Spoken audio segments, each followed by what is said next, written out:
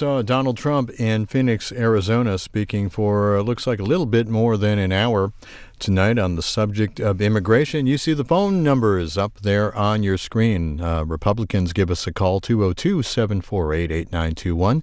Democrats give us a call at 202-748-8920. And anybody else, all others, 202-748-8922. What do you think? What did you hear? What do you like? What don't you like? Let's start with Angie, our line for others from Iowa. Is that right, Angie? Yeah, I'm from Iowa, yes. Hi there. You're on C-SPAN. I'm a Trump supporter, and I think he did a great job on his speech tonight. All right. What about the speech in particular did you like? Anything new you heard? I liked his speech on the immigration stuff and how he wants to build a wall still, and it was emotional when he brought those people up that lost their loved ones because of the sadness of that. It really touched me, and knowing that he's not politically correct and that he's going to make an excellent president with Pence. All right. Thank you, Angie. A reminder, make sure you turn your television set down when you call in. Let's go over to Don calling from California, our line for Republicans. Hi there, Don. You're on C-SPAN. Hi. Yes, Donald Trump made a great speech tonight. He told the cold, unvarnished, hard truth, and which people who don't like what he has to say seem to think that that's a doomsday saying. But to me, it gives me hope, because he's actually telling us what's wrong with our country and how to fix it.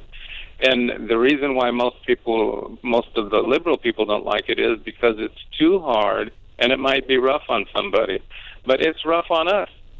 The policies that are being put out by Obama and Hillary are rough on us. It's driving our wages down.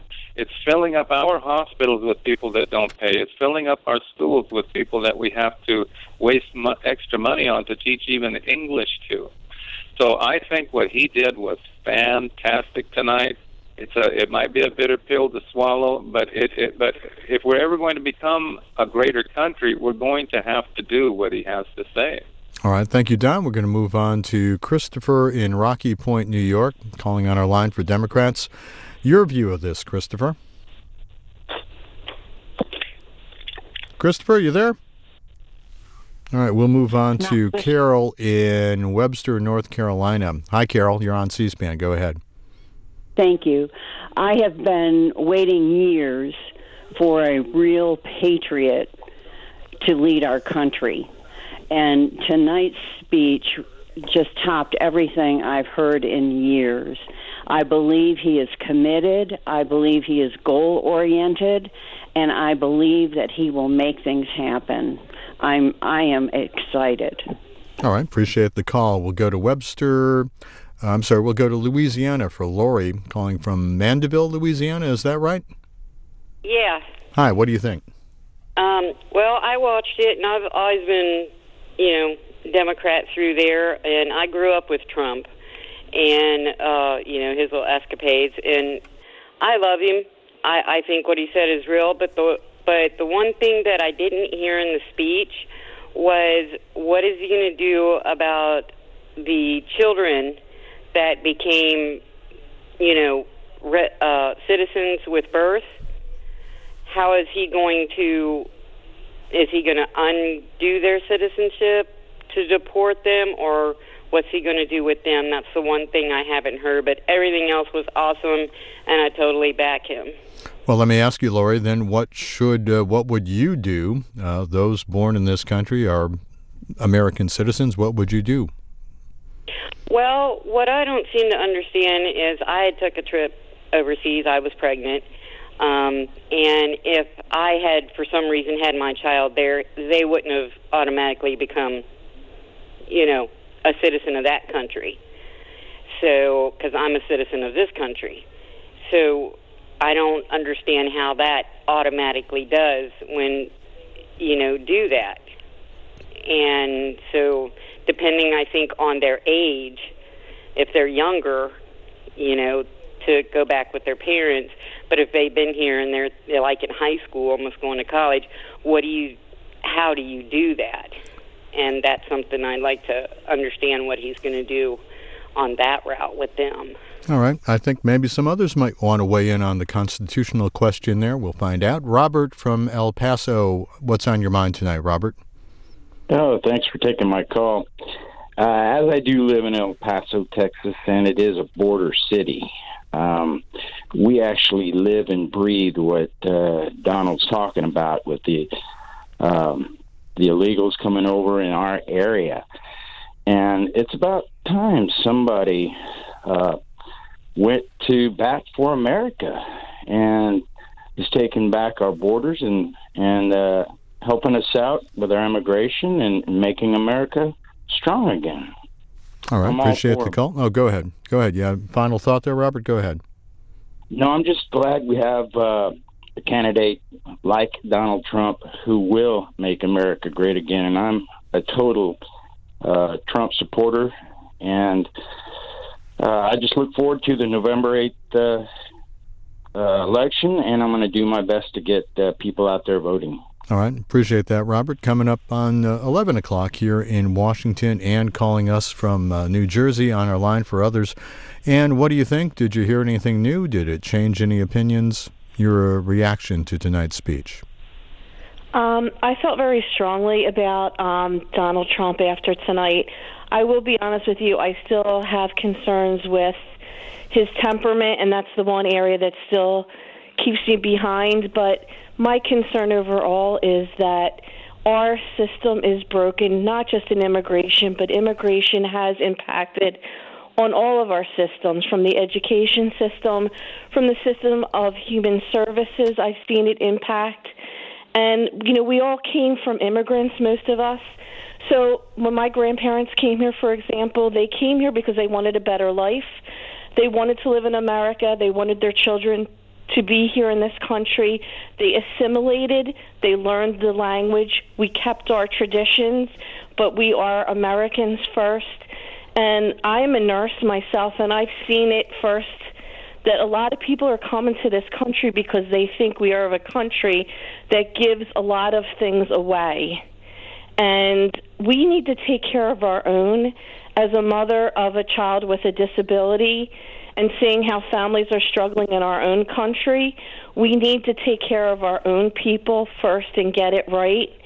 In terms of the citizenship, I don't know a complete idea about that, but I will tell you I agree with the one woman who says just because you're born in this country should not make you immediately a citizen.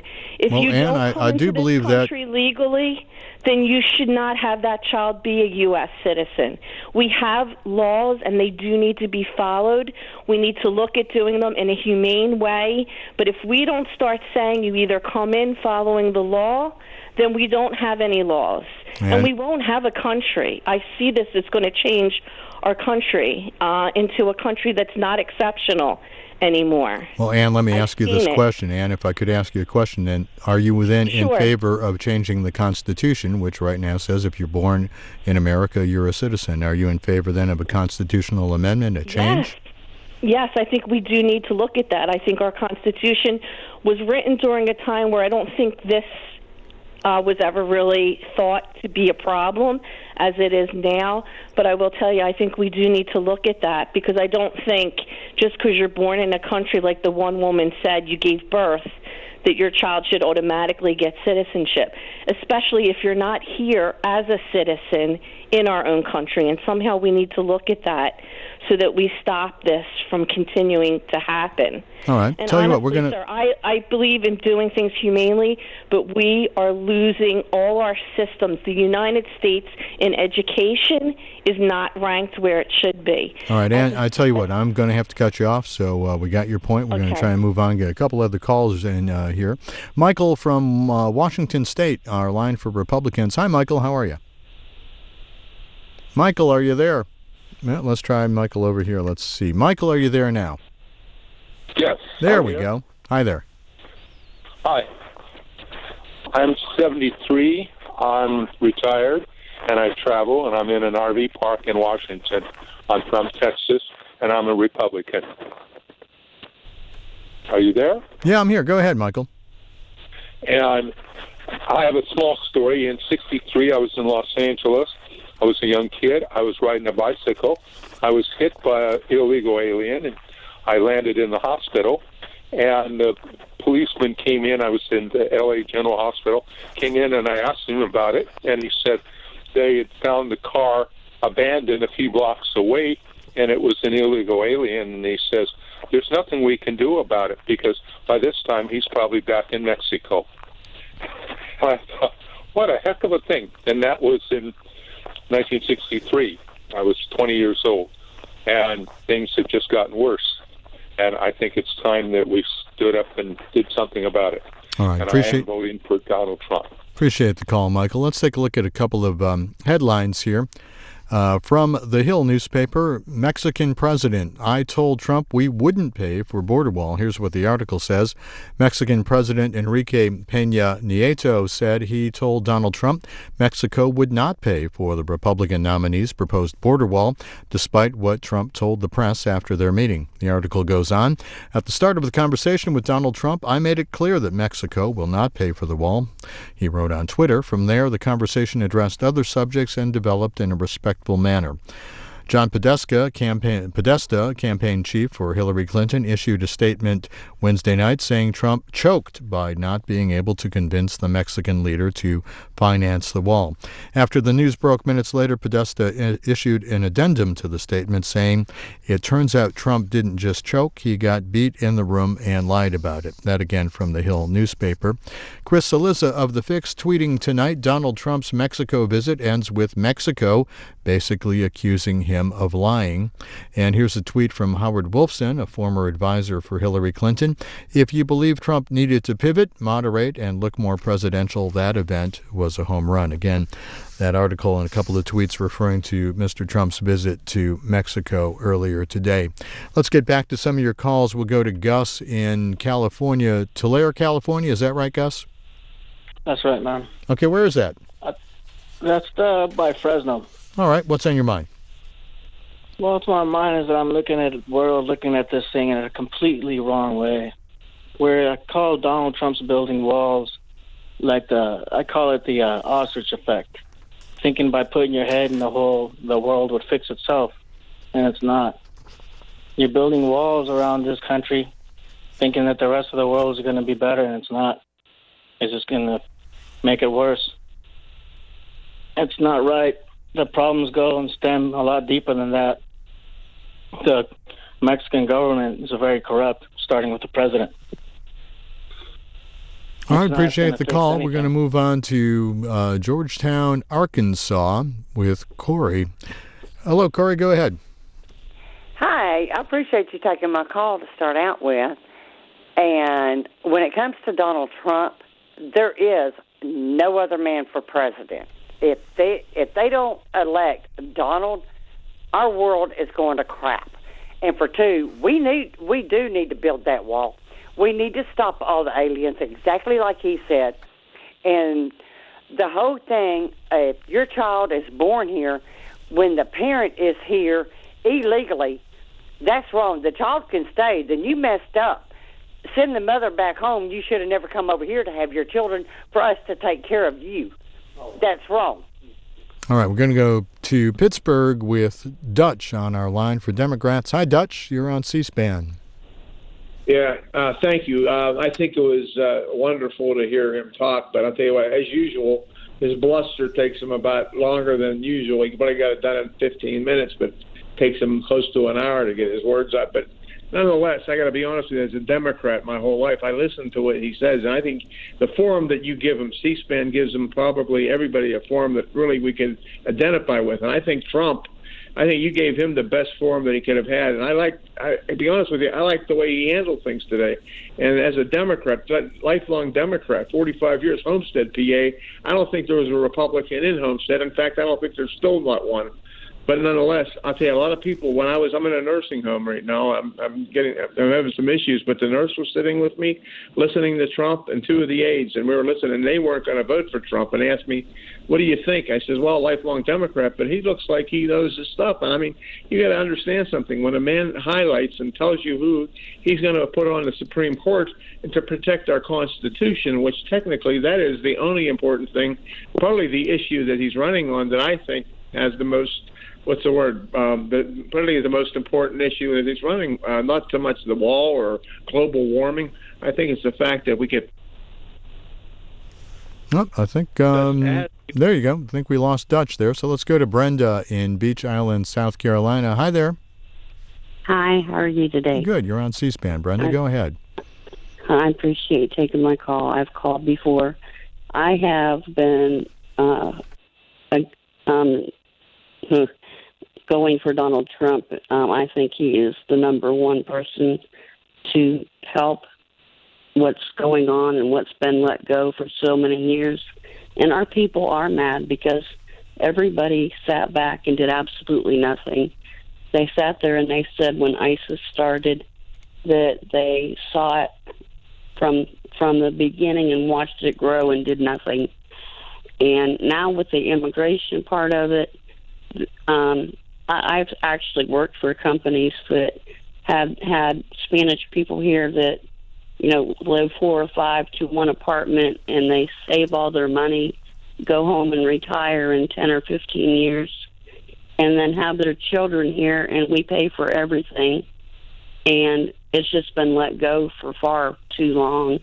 And it's time for America to stand up for our rights and what is right for us and what we need to be done for our families and our children and our future generations.